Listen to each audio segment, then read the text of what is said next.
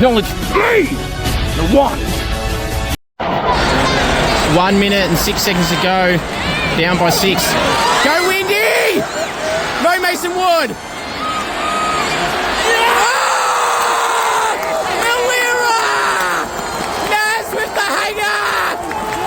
Come on, Naz.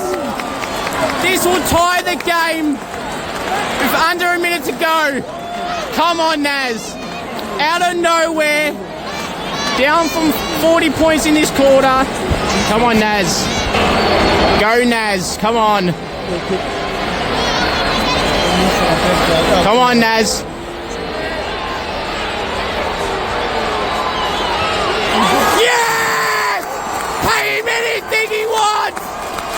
The score's 11 with probably 10 seconds left. Naz, you fucking machine. Marshall's free. Yes. Go, Rowe. 8 seconds left. Yes. Naz again. Naz again. The heist of the fucking century could happen. Any score, we win. After being 40-odd down in the last quarter, and it's on the side's boot. Any score, we win. No score, it's a draw.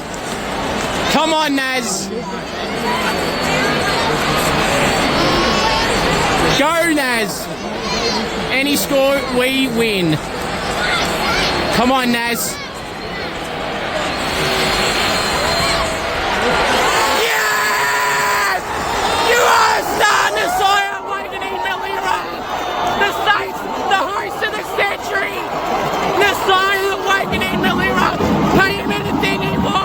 When the Saints marching in, when the Saints go marching in, oh, I want to be with the Kilda. When the Saints go marching in, on!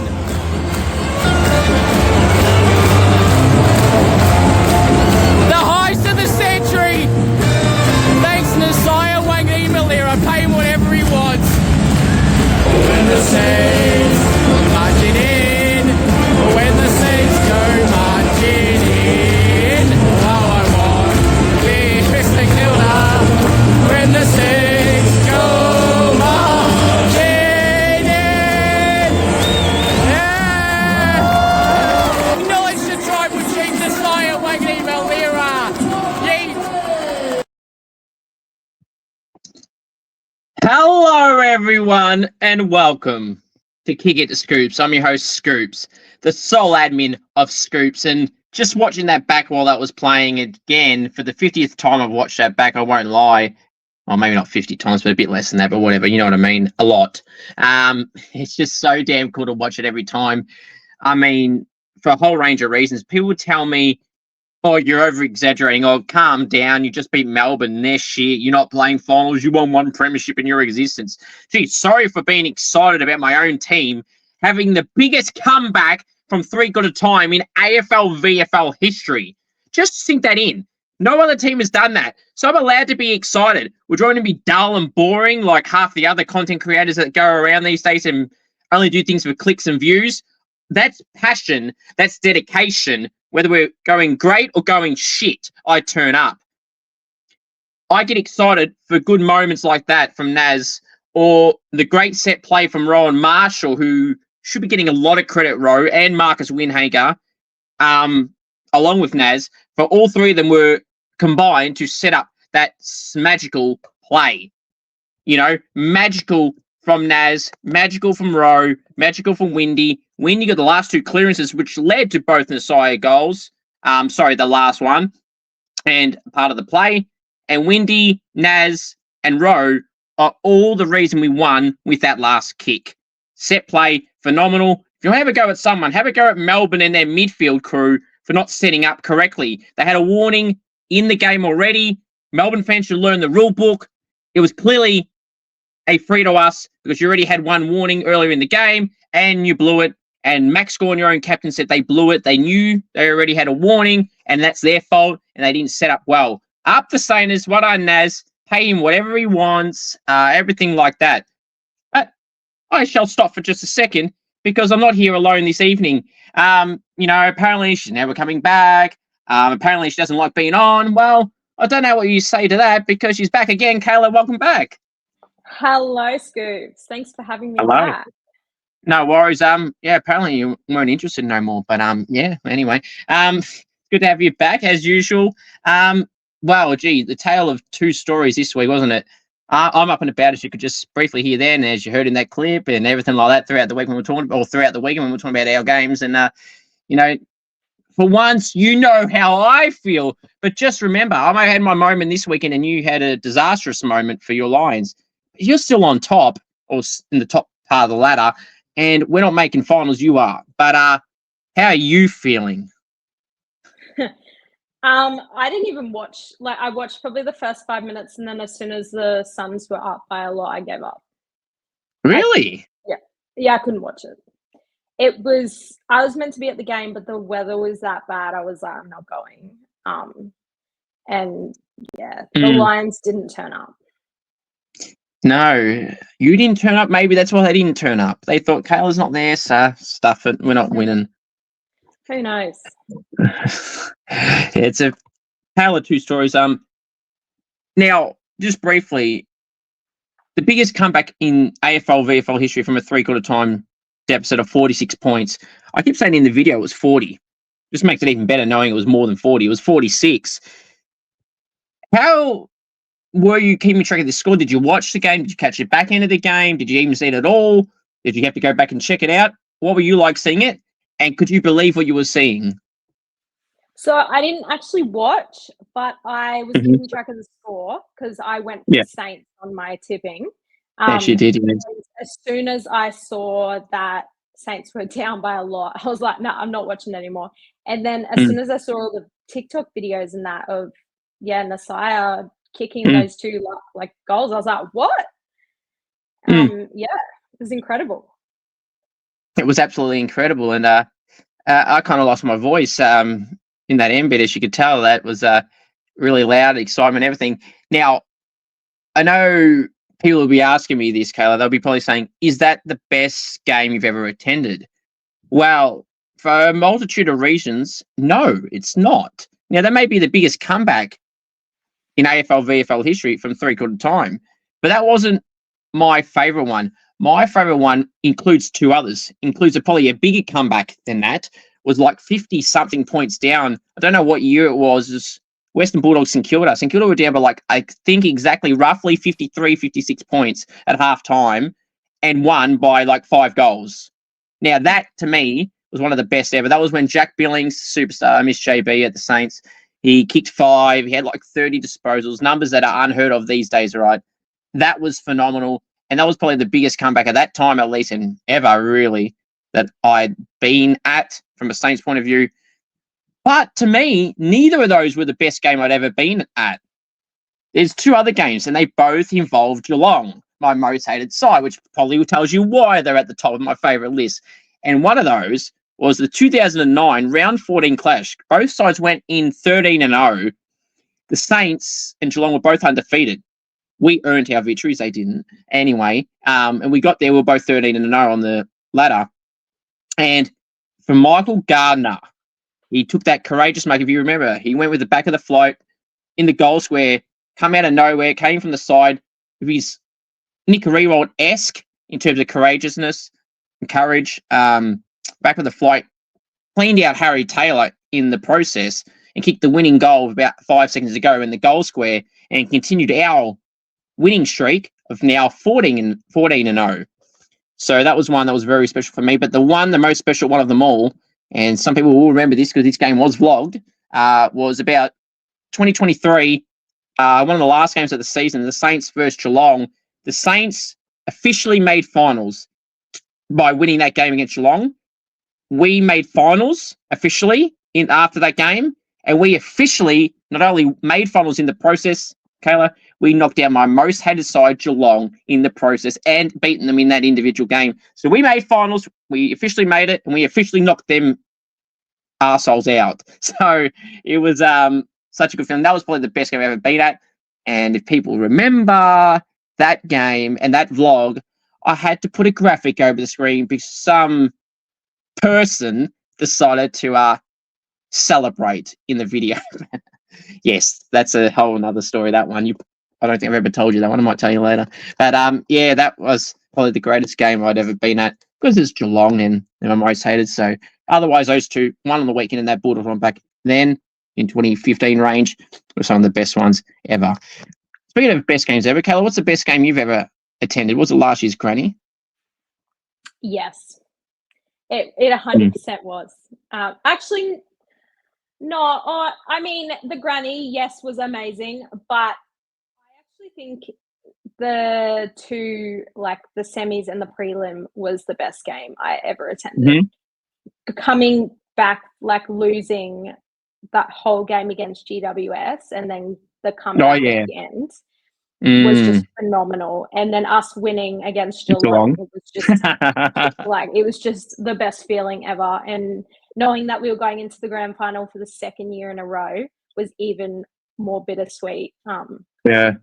I was going to say, I remember watching that Geelong game in the hotel in Perth after I'd done my Golden Challenges in Perth. And I remember that watching that on the hotel TV. And I was a bit nervous because, as you know, if you didn't know already, and you already know clearly, I hate Geelong so much for passion. And I was a Brisbane fan at heart at that day. I wanted Geelong out because screw Geelong.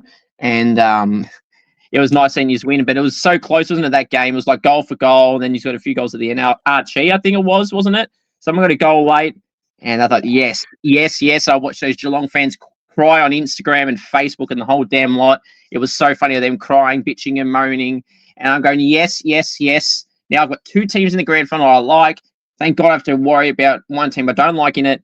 Now, whoever wins out, if it was Brisbane or Sydney at the time, I thought, yes, two teams I don't mind, so someone can win. And not Geelong. So that was pretty cool. It was a good one. And the Giants one, how far down were you? Were you 5 goals down or something, or 40 points down or something? Yeah, it was really bad. I actually ended up leaving at halftime because it was that bad. Did you not go back? Nah. I ended up getting in the Uber and then seeing the score, and I was like, oh my God, I think they're coming back. And then I got to the hotel, watched the last like 10, 15 minutes. And I was like, oh my God. And I was screaming the hotel down. Like, it was crazy. But yeah, it wasn't a very good experience being there. Like, there was a kid behind us that was very unwell. So we were dealing with that as well at the same time. And I was like, no, I don't want to be here right now. Like, we're getting smashed and I'm dealing with a kid behind. It was not fun. It was not fun. So I was like, no, I'm out. Yeah. Was that in Sydney? Yes, Engie Stadium. Oh, Engie, yep. Gee, did you ever give that thought, Kayla, in the taxi or the Uber, whatever you want to call it, to go back, telling to go back? When you thought they were coming back? I had a feeling that if I went back, we probably would have lost. I felt like as soon as I left, they picked up their game. I don't know. I felt like I was like the reason why they were losing. Yeah. Well, if you remember a while ago, you played Geelong this year, and you told me you weren't going to it.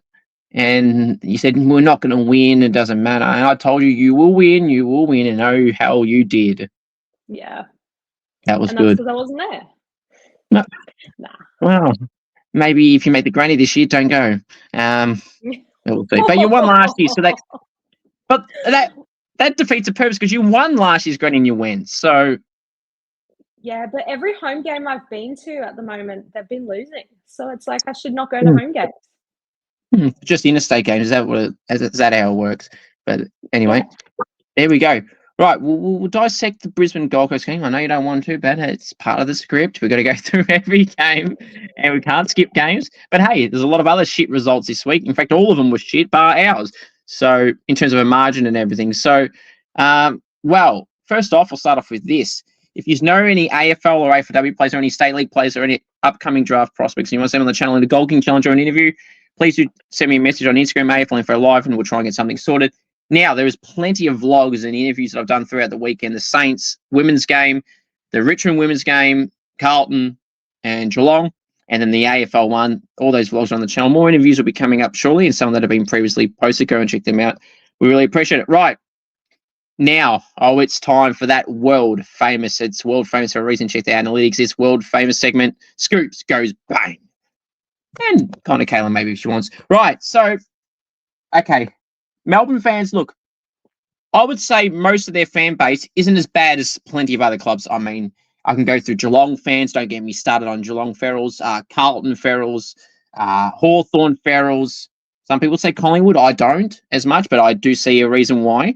But they're the ones, mate. Oh, and Bulldogs. Don't get me started on the Bulldogs. Anyway, Melbourne fans aren't anywhere near the worst ones for me, personally, that I've been at. But online morons in particular. Now, people that are happy to go at Simon Goodwin, you can have your opinion whether you think he should be sacked, he's not the right man for the job, he's past his time, everything like that. That's well and good. But the Melbourne fan on Twitter, I'm not even going to mention their username because they probably want this attention, so they're not getting it. But this moron who supposedly goes for Melbourne made a threat to Simon Goodwin, which turned out not to be a photo of Simon Goodwin's car, but he made the post saying, I can't remember word for word, he basically was insinuating that, you know, he sees Simon Goodwin's car and he was going to do something. You can draw your own conclusions. I'm not going to spell it out for you. You can draw your own conclusions to that. So basically that guy supposedly goes to Melbourne. Now, that is fucked. That is simply fucked up that you can make threats, and you know what type of threats I'm talking about. You make those threats to people or anyone and think you can get away with it. That guy should be a lifetime ban from Melbourne, AFL, AFLW, everything. You should not allowed in anything again. In fact, you should be in trouble more so than just ban some stadiums. But that's pretty fucked up. And I've always felt for Ken Hinkley and Michael Voss. Obviously, Michael Voss had threats made towards him recently. Ken Hinkley's had threats made to him as well. People have vandalised Icon Park about Michael Voss. They've vandalised Albert and Oval at Port Adelaide about Ken Hinkley. People are pretty fucked up these days in all facets. And if you are ever anyone making those type of gestures or threats online or vandalising Icon Park or vandalising Albert and Oval or whatever, you're a fucked up individual or individuals that are doing it. Pretty sad. Like, there's so many of us fans that, you know, get pissed off of our club for whatever reason, whether it's a team selection, certain players getting picked, certain players that leave the club that they trade out or delist. We get angry about it, but we know where to keep the line, right? We know how to keep it level to go, this is a rubbish call. And that might be the worst thing you say, and you leave it at that. But for the fuckwits that want us to do this shit, you're pretty fucked up to do that, and it's pretty embarrassing to see that. And this is why fans don't get privileges with certain things, and it's all because of morons like this. So the people that continue to get that should get lifetime bans and further on that. Kayla, what do you think about the people that are making these, whether they're pretending or not is irrelevant. It's pretty fucked up to even pretend that or legitimately try that. So Goodwin's copped it this week. Ken Hinkley's copped it for years, the poor guy. And Michael Voss is copping it this year. How do you feel for the people in those positions that are having that happen? And what do you think should be happening to these morons and tough keyboard warrior trolls that are saying shit like this? Oh, definitely a lifelong ban. Like, no questions asked. It's just fucked. This whole, this generation is just fucked. Like, people are just awful. Like, people think they can get away with everything too. Yeah, and like if someone's like injured, they'll laugh at them. Some of them will laugh at them. Oh, yeah, I know. Yeah, it's really bad. Yeah, it's like, and some people these. You talk about the generation these days, and that's pretty true. And that goes to I don't want to go all non-football related here, but you know, it goes to the blame of the people that are with these people, and they should be setting great examples. And people are fucked up and tough guys. Unfortunately, I've had to know all too well about wankers online talking tough online. It's pretty fucked up, and it's like they really need a hard good look at themselves. I feel for Vossi, I feel for Ken. I've always felt bad for anyone that goes through shit like that. I mean, as I said, I know firsthand all that shit and how fucked up it is, and no one should have to deal with anything like that. Now, do I think Simon Goodwin should be gone? Yes, I do. If I was a Melbourne fan, would I want him gone? Yeah, I probably would. But that doesn't mean you go to the lens of what these morons are doing online or what they're saying and everything like that, or when people vandalise clubs' facilities and shit. It's pretty fucked. It's embarrassing. And like you said, lifelong ban for sure. And to be honest, they just should have even more from a more serious level. Football away happened to them as well. No, I agree. Now, in terms of the game itself, oh, Melbourne, you are absolutely copping it. Now, Melbourne fans have been very chirpy, Kayla, throughout the week. You know, but last time I checked, we beat them in Alice Springs this year, so I don't know where the chirps come from. Like, they were one game ahead of us. Big deal. Now we're equal, and now we own your club 2-0 this year alone. And in general, St Kilda have generally owned Melbourne regardless. But for this year alone, it's 2-0. So the chirp throughout the week was, you know, oh, Naz is going to leave. Your team is shit. Your team's a rebel. Well, number one, even if Naz does leave, that doesn't mean we're a rebel. And if we're a supposed rebel club, your club lost to a so-called rebel club twice this year. So I don't know what Melbourne are, if that's what we are. And we don't choke 46-point leads at three-quarter time. Only Melbourne do that. It's just laughable. I actually laugh and cringe, Kayla, at all the Melbourne fans throughout the game that online, the ones around me were fine. They were normal football fans. Gee, that's a surprise. But the ones online were, you know, chirped me. I had morons commenting during the Saints game, messaging my page and going, oh, your team's a rebel, you suck, you're a joke, you're an embarrassment. Yeah, we were absolutely garbage in the first three quarters, no doubt about it. But you know what happened? Where did those people go when the game finished? They were very, very quiet. Some of them even removed their own comments because they realized they embarrassed themselves. And I've kept receipts up. Again, I'm not name dropping them because they don't deserve the recognition. They know who they are, and they're probably watching this because they've got no life. In terms of the people that you want to bag me, they probably watch everything and they want to hear themselves. So there you go. Pretty funny. And, you know, for people that tell me, oh, get over yourself, you're 14th on the ladder. Why are you getting so excited over beating 13th? No, I'm not excited for beating 13th. I'm excited because we had the greatest comeback in VFL AFL history from three-quarter time. That's why I'm excited. And plus, I'm allowed to show passion. I don't know about you, other people that go to games, but you're allowed to show passion and excitement for good things to happen, especially if you're a side, like I said, that struggled for most part of this year. There's not been much to celebrate about. So it feels even more satisfying. So for the Melbourne fans that have been chirping me, and just St Kilda as a whole, I'd worry about your own club when your coach is probably going to get the arse. Ours is still staying. We're not really losing anyone this year. And if Naz stays, we won't lose anyone of significance, you would think. And even so, I think if people actually look at the games deeply, the last month, the Hawthorn game we should have won, the Sydney game we should have won, the Freo game we should have won, and there was another one. Oh, yeah, Collingwood. So, you know, and for a side that's had a lot of injuries and is a very young side, not going amazing, but the signs have been shown. And through the weekend, even through bad times, Max Hall, what an absolute pickup he was, a steal in the mid-season draft last year. He had, Kayla, on his own in the last quarter, he had 8 disposals, but he had 3 goal assists and 6 score involvements in one quarter. And he was a mid-season draftee. He's already been having a good year. Marcus Winhager had like 8 touches in the last 2 clearances of the game, which led to the Naz goals late.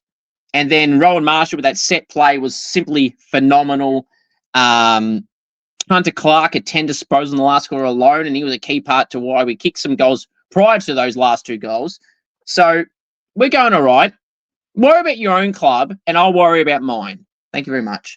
And speaking of Melbourne, the Melbourne trend continues, Kayla. Stephen May, oh boy. Last night, officially, his tribunal hearing got extended a week because he had concussion, so wasn't playing last week. Apparently, that's why they extended it to this week.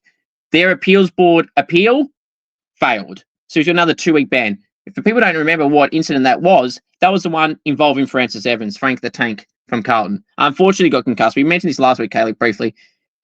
But are we really shocked with the AFL, Kayla, anymore? It's just bullshit. What the hell was Stephen May meant to do, like we mentioned last week? If he pulls out of the contest, he'll be called soft. And if he does what he did, he gets penalised. Like, he can't win either way. And it's just bullshit. Now, Stephen May has had a lot of incidents where he's rightfully so being suspended, okay? But this incident, he did nothing wrong. And funny that, if that was Patrick Dangerfield or Bontempelli or Nick Dacos or someone like that, they wouldn't even have been fined. They would have gone to the other player, oh, stiff shit, bad luck. They got hit, basically. What do you think about that in summary after finally this ordeal is over, but it didn't come with the answer we were hoping for and realistically should have been getting? Oh, it's ridiculous. Honestly, if you're not wearing either a Carlton or a Collingwood jersey, like, yeah, you don't get it. Like, yeah. Those two clubs, Geelong, Bulldogs, most protected clubs in the comp for a reason. Yeah, it's bullshit. But anyway, to all these people that were doing stupid things or were complaining, lift your game is pathetic. All right. A different style of edition of Scoops has been this week, a bit different. All right, now it's time to go through my Scoops round 20 AFL team of the week. Now, Kayla, you've had a sneak preview. Looks a bit different to some weeks when Brisbane don't do well.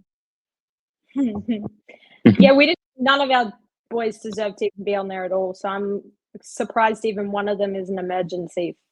Yeah, well, they'll find out who that is right now. So from the back line, the pockets, Nick Vlosten and John Noble. Fullback, Tom Barrass. Backline, the flankers, Joel Jeffrey and James Sicily. Centre half back, Mac Andrew. Wingers, Nick Dacos and Jake Saligo. Centreman, pay him whatever he wants. It's the GOAT. It's Naz. It's Nasai Wanganeen Malira. Half forward line, the flankers, Ben Ainsworth and Jeremy Cameron. Centre half forward, Aaron Norton. Forward pockets, Max Hall and Murphy Reid. Full forward, Sam Darcy. Ruck, Jared Witts. Rovers, Matt Rowell and Bailey Smith. Interchange, Jack Higgins. Michael Frederick, Ben Long, Nathan Broad and Marcus Bontempelli. The emergencies, Bailey Fritsch, Lockie Neal, Zach Butters, Noah Anderson, Braden Fiorini and Alex Davies. Now, let's get the graphic up for everyone to see. Very interesting round this week, Kayla. This was very hard for me to choose. There was so many players, Kayla, that had, from a midfield point of view, 35 plus disposals. Then we had forwards who kicked 6 goals plus. It was like 4 of them. Then we had 4 forwards kick like 4 goals each.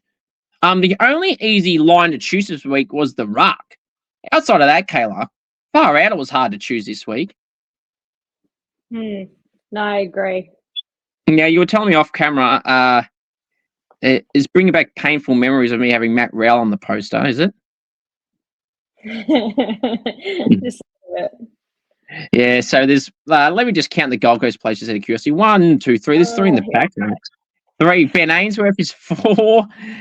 Matt Rowell is 5. Jared Witts is 6. And Ben Long 7. Holy shit. Got 7 Gold Coast on him. They're on the emergency. He and Fiorini on the emergency. So they don't count to the total. But that would be 9. But 7. Yeah, I was actually, you know what? At that point in the game, Kayla, when your game finished, I thought, yep, Fiorini, I'm going to put him in. Davies, I'll put him in too. I just couldn't in there with all these mids and forwards. It was just no room, and it's harsh. Most other weeks they'd be a lock, but Bailey Fritsch started like a house on fire. He was probably going to be a lock too. But look at the guys on the bench; they were in the forward line. Frederick, Higgins, and Ben Long are 4. So it's just hard to fit them in. So Vlosten for Richmond, Kayla. I didn't see a second of this game because obviously the Saints game was on at the same bloody time, essentially. But Vlosten had 17 intercept possessions, Kayla. That's world record pace. So that's a pretty good game. Nick Vlosten's having a really, really good patch of form lately. Yeah, no, I agree. Pretty good numbers, that's for sure. Tom Barrass, he was awesome for the Hawks in their win over Carlton. On Thursday night, this game was, and I said, yep, he's a lock. He's going to be in from this moment. Just mark after mark, and I'm not talking chip marks, like intercept marks, pack marks. Barrass was everywhere. That's why the Eagles didn't want to lose him. He's a great player from the Hawks. For the Hawks, is Tom Barrass, great recruit. John Noble, speaking of recruits, what a recruit has been from the Pies for the Suns. 31 disposals off half back, and he was everywhere. Joel Jeffrey, he's a guy that's been a fringe player for so long. But he seems to be cementing a spot in the Gold Coast side now, especially in the back half. He had around 30 disposals as well, taking a lot of marks. He's been everywhere lately, Joel Jeffrey. Mac Andrew decided to have a good game for once. He had 14 intercepts and just happened to be against Brisbane, Kayla, who apparently he goes okay against. So he's continued that trend and did all right, where the Brisbane forwards did nothing, basically, unfortunately. James Sicily, He was everywhere for the Hawks. He had about 24 disposals and about 12 marks. He was everywhere. Nick Dacos kicked a goal. No, not a goal. He kicked 3 goals and 43 touches. This is what I mean, Colour. The insane numbers individuals have pulled off this round is just amazing. So 42. 3 goals and 42. Just absolutely phenomenal. Naz, he kicked 4 goals with 34 disposals and like 12 clearances. Like, just absolutely insane, Taylor. These numbers this round, I'm going to say it for the 50th time, are absolutely insane. And then Jake Saligo kicked 2 and 30. Like, again, every week that gets you on the field in the guts. This week it doesn't. That's just how insane the numbers have been. Ben Ainsworth, I think, kicked 2 or 3 with 27. It's just he's got to be in as well. Aaron Norton kicked 7. He's obviously getting in. Jeremy Cameron kicked 11. He's getting in. Yes, I'm not making this up. Max Hall, he had 19 disposals, but he had 6 goal assists and 12 score involvements.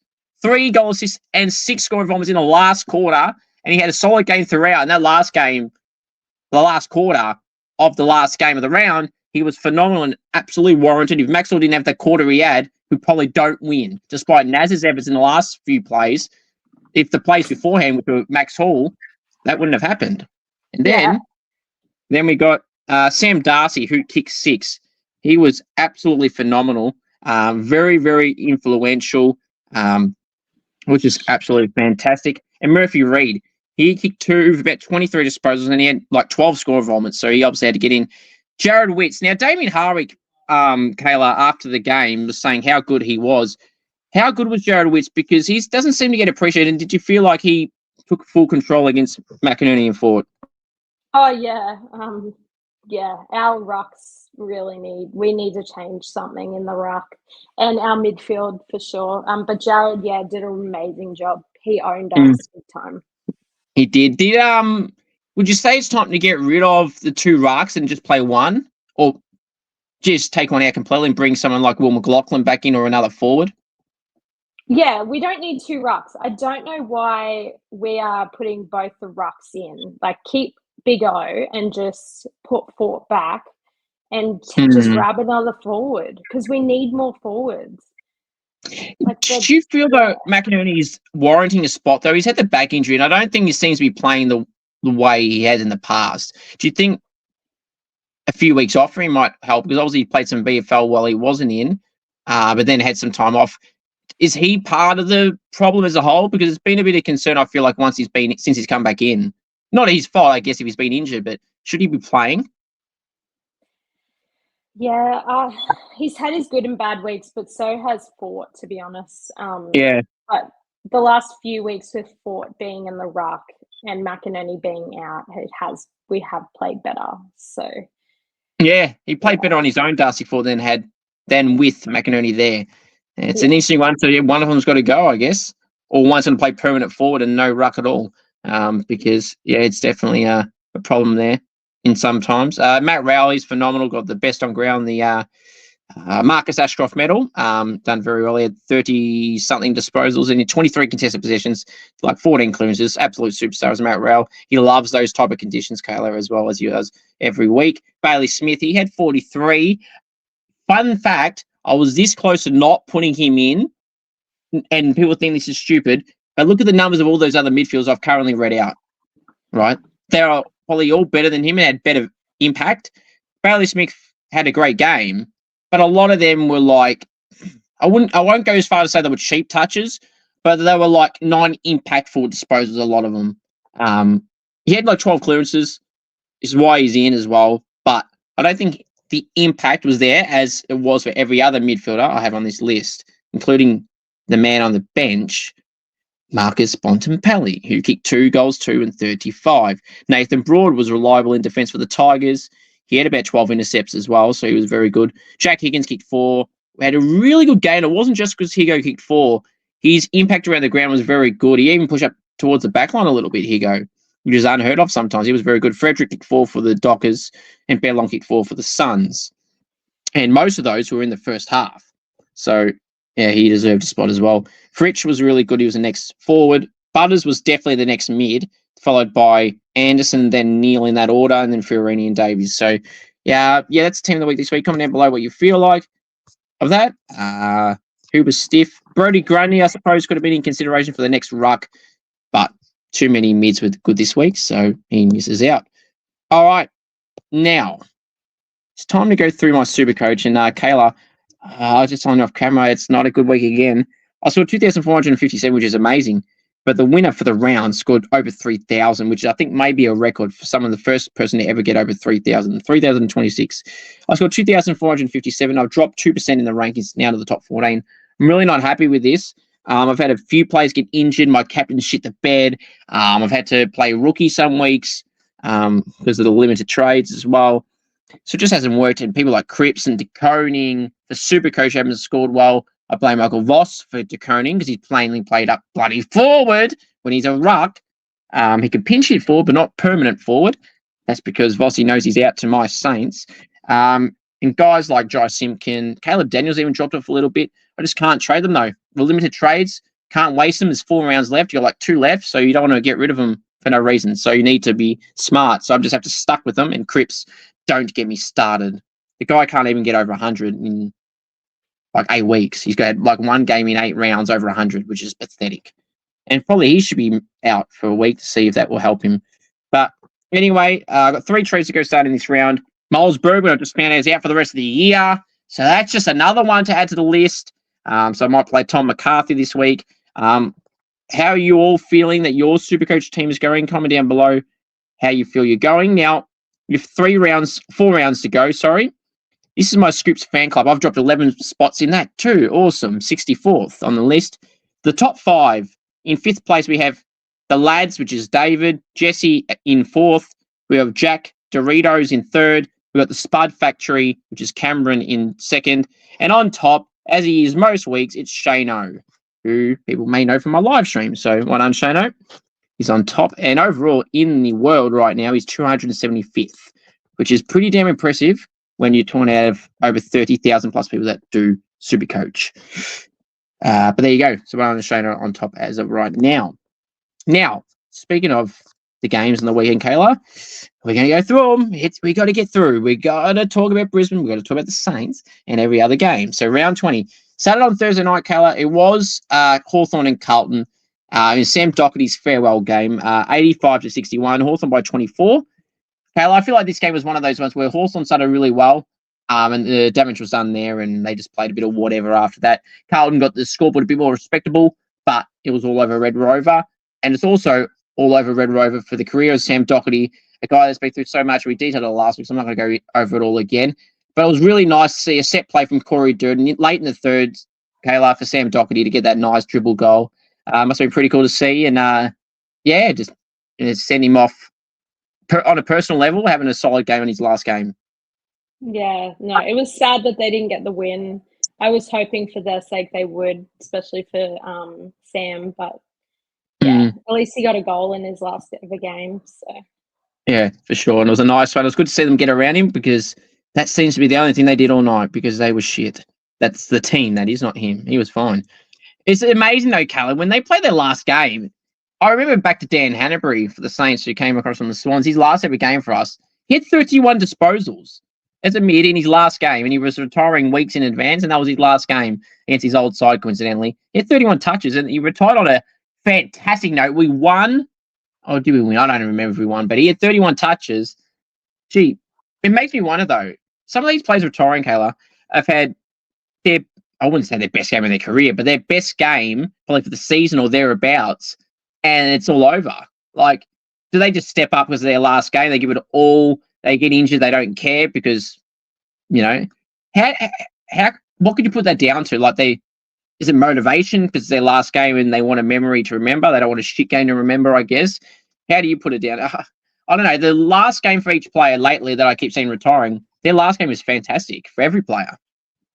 Yeah, it's definitely, I can see it's definitely like motivation, and they just want to be able to send themselves off in a good vibe and know that they've done well in their career, and they know that they played their last ever game the way they want to play it.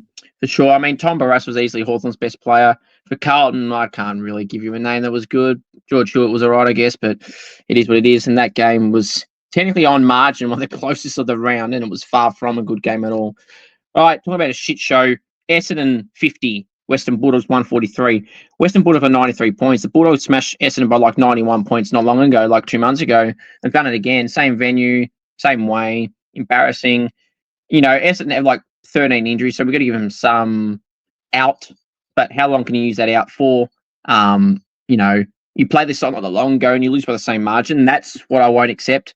Like, getting smashed is one thing, but this is more than smashed. They got slaughtered. Like a few sides this week, which we'll get to, but absolutely slaughtered. Kayla, well, what do you put this down to? And for the Bulldogs, yes, you can only beat who's in front of you, Kayla, but they're yet to beat a top 8 side. Well, they beat one in about 9 attempts this year. They beat up on the bottom teams, but they got no form against the top. Yeah, I think with the whole Essendon thing, that I think they just need to pack up for the rest of the year at this rate. They have another injury over the weekend as well. So, yeah. Oh, they did, yeah. Ridley, yeah. He's out every time he comes back now, that guy. He should be very close to consider retirement. I know he's nowhere near 30 plus, but he's injured every bloody time he comes back now. Whether it's a 4-week inconvenience or a 4-month, he's out every bloody time he's back. Within a few weeks, he's out again. It's something he might consider over time. I don't know his exact age, Jordan, really. He's a good player, don't get me wrong. But, there's good players that get injured all the time consistently. Nathan Freeman is one name that comes to mind. He retired at the age of like 23. He was at Collingwood in his first year.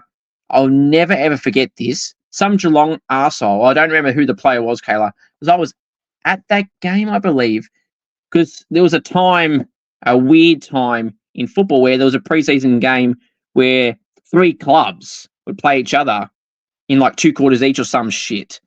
And in the quarter, when Nathan Freeman was at Collingwood, it was Collingwood, Geelong, and St Kilda, I think, and the Bulldogs. No, maybe it was 4 teams. It's like a round robin of those 4 teams would play a couple of quarters each or some shit. And I was at GMHBA, a flooded GMHBA, might I add. Nathan Freeman got shoved by his Geelong opponent. What a shock. And he tore his hamstring. That was his first major injury. He tore the hamstring off the bone or something, and the poor bastard never recovered from that. Like, he played games here and there, but like, he'd come back injured. He was injured more than he played in his 5 years in his career, which is sad. And he's now a player agent now, but it's Freezer. But yeah, poor guy. He was a top 10 pick. He was going to be the next big thing at that stage. So injuries. I feel like Ridley's in a similar path. The only difference is Ridley has played probably over 150 games and has more of a career than, unfortunately, compared to Freezer, for Freezer's sake. But yeah, it might be something John really has to think about. Definitely next year. If he has another injury next year, he won't play the rest of this year. So next year, if he gets injured again straight away, it's something, and it's whether it's severe or not, he'd have to consider it, I think. But they were absolutely dreadful. Norton kicking 7, Darcy kicking 6, Riley West kicked 3 or 4, which can't be undersold as well. He's having a solid year, Riley West. Lee Pretoria was solid in the ruck. In the midfield. English was solid in the ruck. For Essendon, Zach Merritt was okay. Archie Roberts was fine, but yeah, dreadful. Absolutely dreadful, Kayla. They were, Essendon. But here we are. Right, the next game to go through is the other game on Friday night. The choke of the round, I would have said, until Melbourne existed. Sydney, 58. GWS, 102. GWS by 44 points. Kayla, Sydney were up by over 5 goals, 30-something. They had a 70 to 80 point turnaround. 70-point turnaround in a half. A choke. Now, we're talking off camera, and I might as well answer it now. Or might as well answer it now. What was the worst game of the weekend in terms of expectations? Obviously, to me, it's not North Melbourne because they're not that good anyway. Geelong, where they are on the ladder, and Geelong normally pick on the bottom sides. So that wasn't a surprise. Well, it was a surprise, the length and how it happened, but the margin area isn't as much. What's the worst game for you this round? Because at that point in time, it was Essendon. Then it got overlapped by Sydney. Then it got overlapped by who's the other? Port Adelaide. And then Melbourne said, "Hold my beer." So what game was it? I'm going to say the Lions. Oh, I was going to add them in that conversation of the merry-go-round. But yeah, so Brisbane, is that because where both sides with Gold Coast are on the ladder. Why do you feel it's the Lions? Not just because it's your team, but why do you feel it was them? Because we shouldn't have lost by that much. Even if we were going to lose, we should not have lost by half as much as that. We should have at least lost by like a goal or so, not gotten slaughtered in our midfield and just couldn't kick goals. Like, Noah Anderson had 2 goals and 24 touches at halftime. Well, actually, he lost his goal. I don't know how. I didn't get to see this because I was at other football games, but he had 2 and 24 at half time, and then a quarter later, the app changed it to 1 goal. I don't know why. Apparently, a few people thought the same. But yeah, that was pretty bad. In a normal round, I would say that's the worst. But for me, I'm going Sydney. Now, Melbourne is shit, so whatever. But it was a big choke, and the biggest choke in AFL history from 3/4 time. But I am going Sydney because I saw that. They were like 36 points up, Kayla, then lose by 44. And this is all in half. Like Melbourne did what they did in the quarter. It was only 43 points difference. This was a 70-point swing.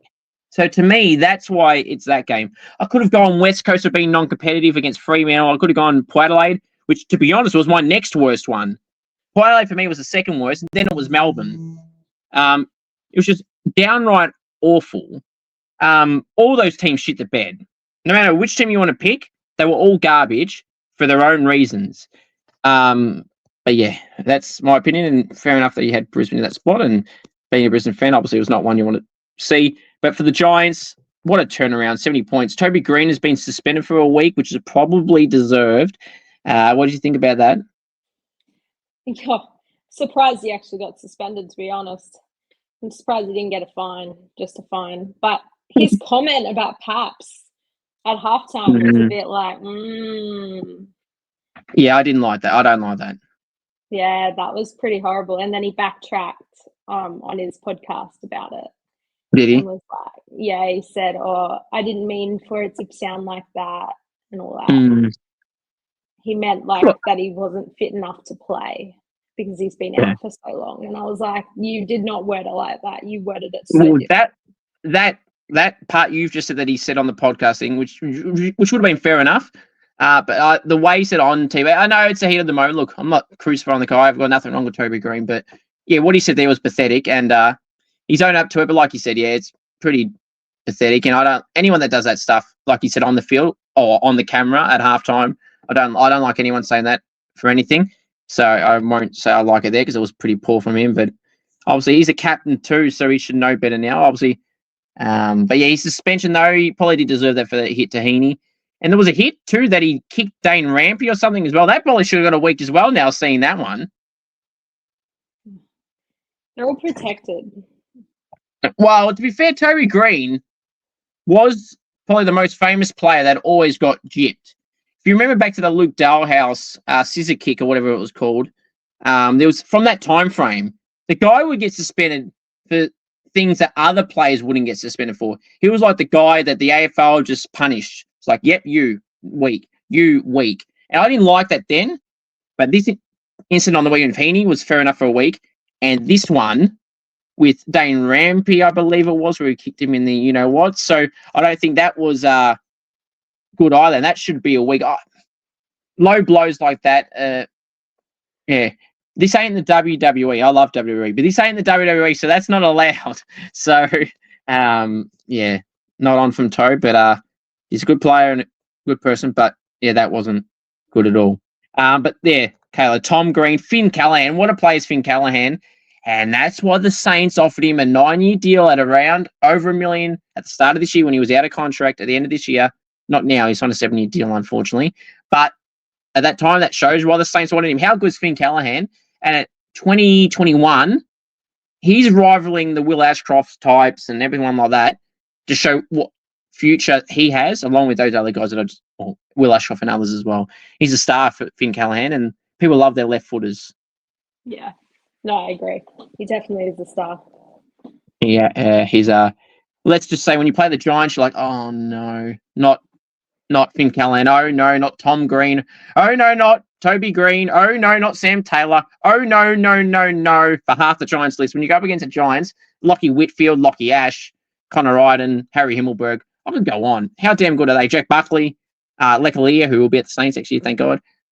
You just go up against those guys and you're like, oh no, how are you going to get past the Giants? And some teams have, obviously, but it's not a good one to go up against. But they were phenomenal. Finn Callahan, Toby Green were good on the weekend. For Swans, well, they started so well, and then they were so shit after halftime. Brodie Grundy was their best player for me. Oh, here we go. Q Clash. That was the Battle of the Bridge. Now, this is the Q Clash. 130 Gold Coast, Brisbane 64. I read this correctly. I ain't making this shit up. Gold Coast win by 66 points. Kayla, we've got to soldier through. We only got a little bit to go with this part.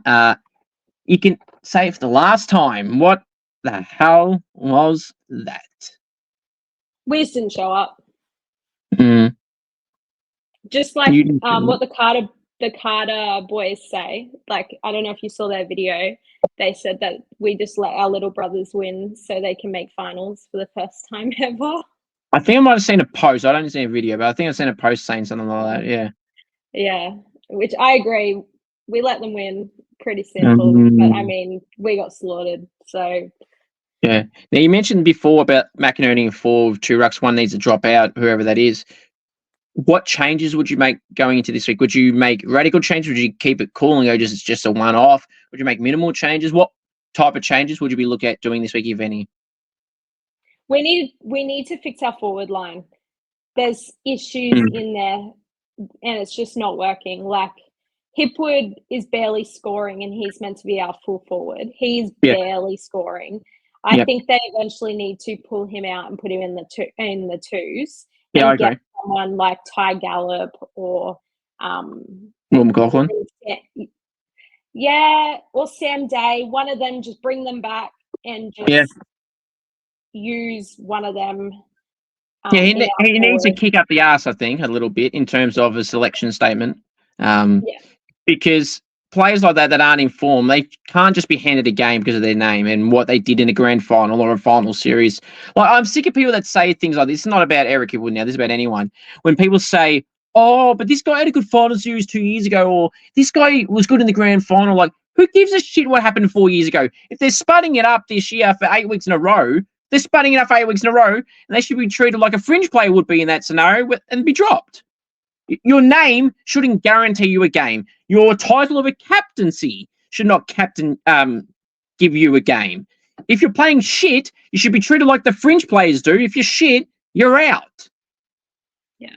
And like even Charlie Cameron, like, yes, he's had some good weeks, but he's also had some shockers. Like, I don't know if you've seen the highlight or anything of him trying to score right in front of the goal and missed on the weekend. It was shocking.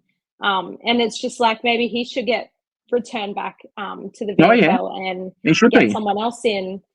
And I think we should bring Bruce back, Bruce Reville, and put him down back. Every time he plays, we have won. Is he undefeated since he's played? Unbelievable. Yeah, I've been one even before you came on here. Charlie Cameron's been in terrible form this year. He had one good game a few weeks ago or last week or whatever it was. I think it was an Essendon game or Marvel, something like that. Something to do with Marvel, I think. Now, he's been pretty bang average, and he is a prime example of someone who's got a good name and had a good career in general, and that's getting him a game right now. And I hate how clubs do this. I don't give a shit if your name is Patrick Cripps, Nick Dacos, Josh Dacos, or a father-son name, or you're a guy who's an A-grader. You should be treated just like the player 44 on your list. If you're playing shit, sure, the top players get a bit of leniency, but that shouldn't be the case, but we know that's what they get. But if you have consistently bad games, like Hipwood, for example, prime example, he's untouchable, clearly. It seems to be at the moment. But Fags has got the, the luxury with where you are on the ladder to kind of make those statements. Like, you're not a chance to fall out of the top 8, for example. So, he has the luxury, does Chris Fagan, to make that statement. What do you think? Do you think they'll do it? Will Hipwood or Cameron survive? They're not going to get dropped. Yeah, they were awful. Now, Zach Bailey, I thought Kayla was pretty solid on the weekend with Lockie Neal, and probably outside of that, there was probably no one else. Which is obviously disappointing. Matt Rao, Jared Witts, And all the 7 players in my team of the week for the Suns were fantastic, along with Braden Fiorini and Alex Davies, who both had good games. Fiorini kicked a goal on 32, and Alex Davies had 30 and did well in the midfield. A guy who will be out of Gold Coast this year. But they're just building up his currency, I see. And gee, what a good way to start for him. Right, the next game to go through, Kelly. We got through it. Told you we get through it. Saturday night. I can't speak right now. Fremantle 126, West Coast 77, the Dockers by 49. West Coast had a chance early on to stay relatively even, then had a bad patch, as they always seem to have, and then Freo got away, and then the margin was too far for the Eagles. Tim Kelly probably had the best game of his season. He 2 in 26. He actually had a good game, Tim Kelly, for once. Liam Baker was fantastic. He's been really good for the Eagles as a recruit this year. Played through the midfield this week and previous weeks. Done well for them. That's about it. And as for Freo, well, Sarong and Brayshaw played their part. Frederick kicked 4. Murphy Reed was good up 4 with 12 goal assists. Freo just got the job done, didn't they? And who misses out in the top 8? Who's that team now? Is it still Bulldogs that missed out? For me, it's still the Bulldogs. Who's the one missing out? Is it Freo, Bulldogs, GWS? I don't think it will be GWS. Hawthorn, who is it? Geelong, hopefully. No, I think it's going to be Bulldogs. I actually think because Geelong have a really easy run home, same as Suns, really. Yeah, they do. Yeah. Unfortunately, Geelong getting handed everything. Cullum is shocked. So the next game to go through was Saturday night. Talking about Geelong, North Melbourne 49, Geelong 150. Geelong by 101 points. Yes, I ain't making this shit up. That is, again, another margin this week. Jeremy Cameron 11. I will give him credit. It was a fantastic performance from him.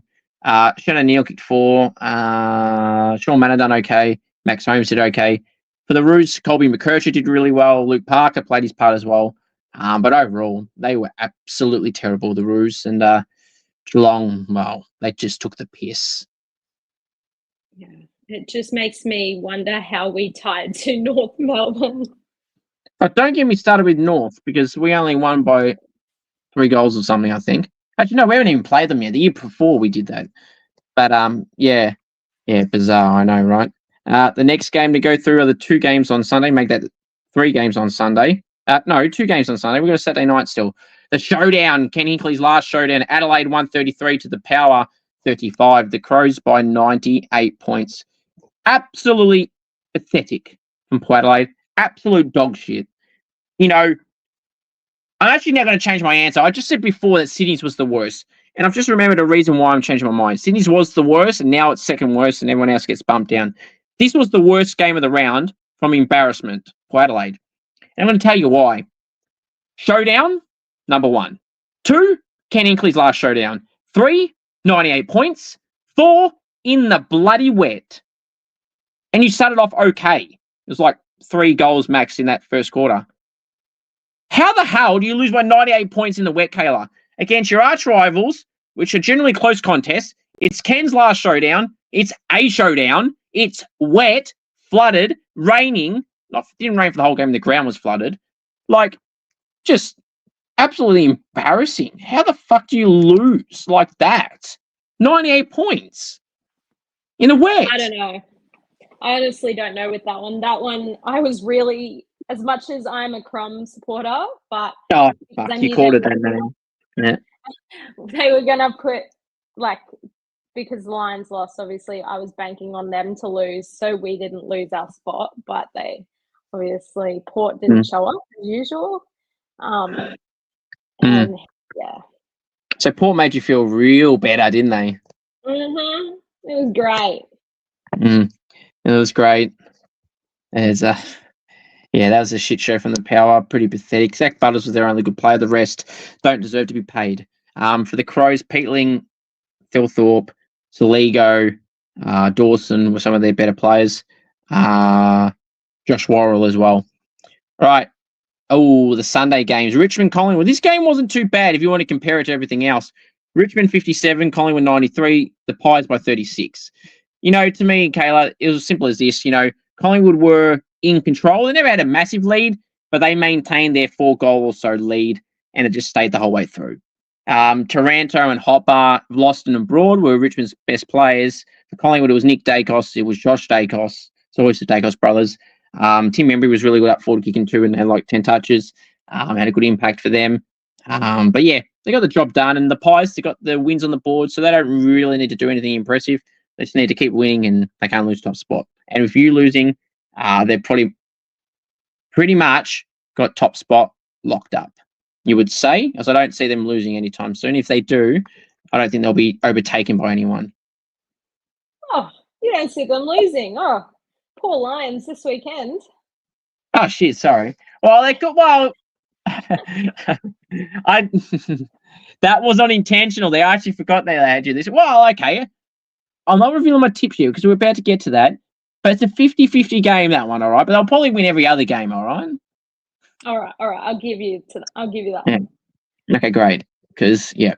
Yeah, so they'll probably go potentially undefeated if they get through this week for the rest of the home and away season. That better? That's not better? Nah, it is. It's fun. Okay, great. So yeah. Now the game I've been waiting for, even though I've already mentioned it in theory. Saints 96, Melbourne 90, Saints by 6 points. Knock, knock. Who's there? Owen. Owen who? Owen, the Saints go marching in and Melbourne choke another lead. The Saints own the Melbourne Football Club twice this year. We beat you in Alice. We beat you at Marvel. Melbourne fans are on a one-way trip to Mount Buller in the snow. They brought their cheese boards with them. Arrivederci, sayonara, na, hey, goodbye. Melbourne fans don't turn up. Now they're on their way to Mount Buller as we speak. Probably already there. So, see Jack Viney and Max Gorn obviously weren't watching the last 10 seconds well because they had 3 in the centre square. And last time I checked, you could have 1, 2, 3, 4. Now, seems Melbourne players can't count because they had 1 extra defender. And Naz owns the Melbourne Football Club. Rowan Marshall owns the Melbourne Football Club. Jack Sinclair, who I didn't mention earlier when I was praising all the players. Jack Sinclair was phenomenal. 32 disposals, like 80+% efficiency. Sings is a superstar. One of our best players. Very underrated, not by me. He's a bloody star and had another superb game on the weekend. But yeah, he was simply phenomenal. Oh, shit. I just realised something. I actually forgot to put Jack Sinclair in my team of the week. Oh, shit. We've got a late change, ladies and gentlemen. Jack Sinclair in, Joel Jeffrey out. Wow. So, ladies and gentlemen, there is the updated team of the week. Jack Sinclair in, Joel Jeffrey out. But yeah, it is what it is. Jeffrey's been put to the emergency. So there's 6 Gold Coast players on there. Kayla, you happy now? I've taken a Gold Coast player off. Yeah. Slightly better. Okay, great. Good. So, yeah, the Saints own the Melbourne Football Club in summary. Saints won. The first 3 quarters, I will admit, was one of the worst 3-quarter performances for us for a very long time. That was embarrassing, diabolical, pathetic, embarrassing, shit show, whatever words you want to use. It was frustration and anger. Go watch my vlog and you'll see the massive change in what I mean. It was absolutely pathetic, those first 3 quarters. And the last quarter was one of the best quarters ever this season and the greatest comeback in AFL VFL history from 3-quarter time onwards. So good. Naz is the GOAT. Now, Kayla, let's go preview to wrap us up our round 21 tips. Right, so the first game to go through Thursday night at Marvel Stadium, 7:30 Victorian time. We have the Western Bulldogs hosting the Giants. Who you got here, Kayla? The Giants are the side the Bulldogs had beaten from the top 8 this year in Sydney. How will this affair go? I actually reckon the Doggies will win. But I reckon it'll be a very close game. I reckon by like 6 points. So like just 1 goal. Okay. Thank you for clearing that up for everyone. That 6 points is a goal. I appreciate it. Because some people can't count. So that's a very informative and I appreciate that. But yeah, some people need to take note with their maths. I'll go the Giants by 24 points, which is 4 goals for people that don't know. Good one. Right, Friday night at Adelaide Oval, 7:40 Victorian time at the Adelaide Oval. It's Adelaide and Hawthorn. This is going to be an interesting one as well, Kayla. Maybe. I know. I'm gonna tip Hawks. Is that because you I'm want gonna them to make win that- for the ladder? Maybe. Nah, I'm gonna make that the upset of the round. Okay. Hawks are gonna beat Adelaide's winning streak. But Mm-hmm.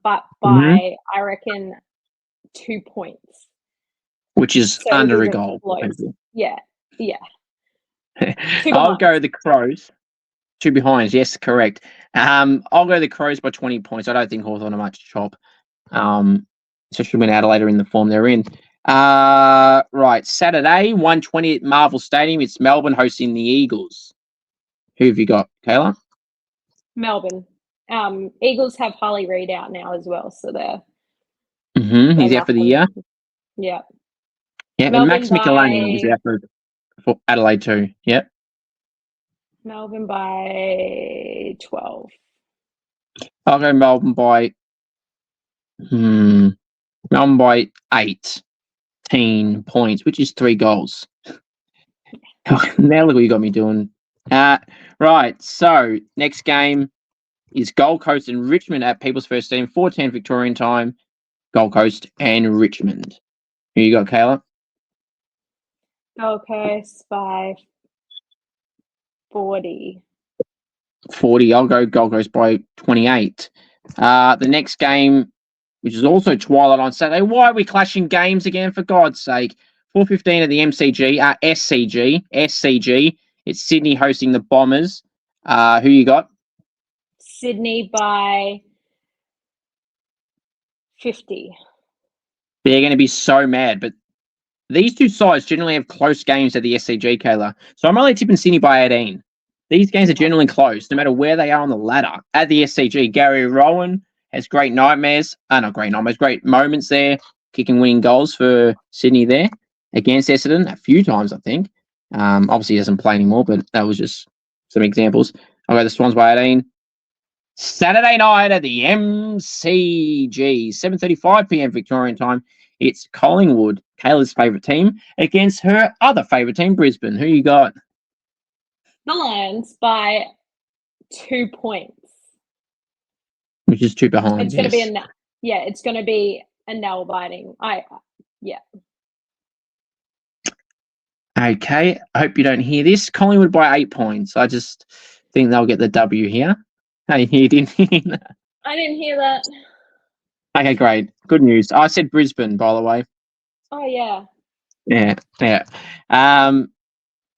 Sunday, 1:40 at Marvel Stadium. It's my Saints hosting the Roos. Who you got here? If she tips North Melbourne, that shows she's officially salty from the tip just then, because where are you going here? To be honest, after North's loss, I actually see them coming back firing. So I am going to tip. I have actually tipped North, but by a point. I'm not buying this. I ain't buying this. I think you've taken it out of spite now because I just tipped Collingwood. I'm not believing this shit. Yeah? Yes. Oh, wow. Okay, well, sorry, you'll get a tip wrong. Saints will win by 38 points, but good job. Just let me get one more tip than you this round. I appreciate it. Right. Geelong v Port Adelaide at GMHBA Stadium, 3:15 p.m. on Sunday. Can't speak. On Saturday. Sunday! Look at you, throw me off now. Geelong, Port Adelaide, GMHBA, a.k.a. Shabers Stadium, 3:15 p.m. Victorian time on Sunday. Who you got? Port Adelaide done well against Geelong in GMHBA normally. Reluctantly, I'll tip Geelong, but what's your margin? 28 points. 28. I'll tip Geelong by 48. But come on, the power. We need you to get the win, please and thank you. The final game to end round 21 is on Sunday. It's Fremantle hosting Carlton at Optus Stadium in Perth, 5:10 Victorian time, 3:10 Perth time. Who you got? I got Freo by 32. I'll have Fremantle by 54, which for everyone watching at home or wherever you're watching this or listening to this, 54 points is 9 goals. Because now Kayla's brought the technicality out in me now, because now I'm telling you that 54 points is 9 goals. Not 9.5, flat 9. So there we go. Kayla, have you got anything you would like to wrap us up with? No. No? Okay, great. So I've got this. If you know any AFL, AFLW players, or any up-and-coming draftees, or any state league players, and you want to see them on the channel in a Gold King Challenge and or interview, please do send me a message or try and get something sorted. Kayla, I feel like, and I'm going to stick by this on and off camera, I feel like you're now tipping north because I just tipped Collingwood, but that's okay. But it's always a pleasure having you on, and thanks for showing up, because apparently you weren't coming on anymore. So I appreciate you coming on, and we'll see you next time. Thanks, Scoops. No, thanks.